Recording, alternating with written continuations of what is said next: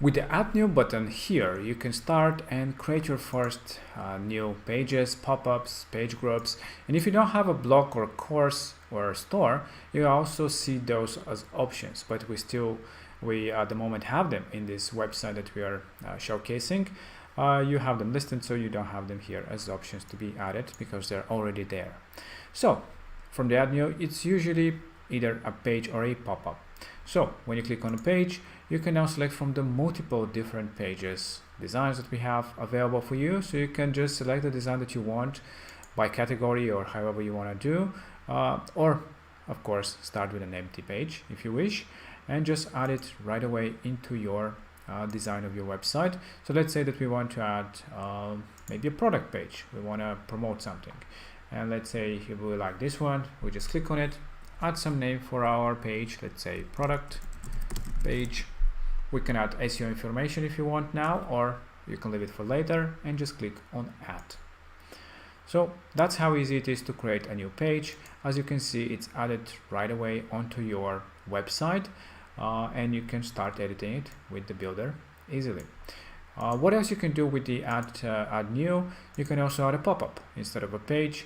You can just click on pop-up, and the same way, instead of selecting a design for a page, you'll be selecting a design for a pop-up. Just click on it and you'll be starting to edit it right away. Again, with the builder, you can fully modify how your pop-up will look, and again, you can add different elements to it, etc. You'll find all the pop-ups here in the section. You can click and you'll see the pages, and the pop-up is being separated. The other thing that you can add from Add New again is the page group.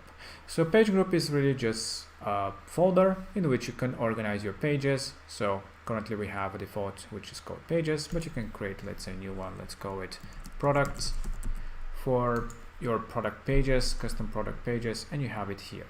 Now let's say this product page, we want to move it. We just can click on the three dots, click on show settings, and from here we can add to the group. It's at the moment it is at the pages, so we can just select products, click on save, and now we just moved our page into the products folder. That's how simple it is, and this is basically the things that you can do with the Add New button.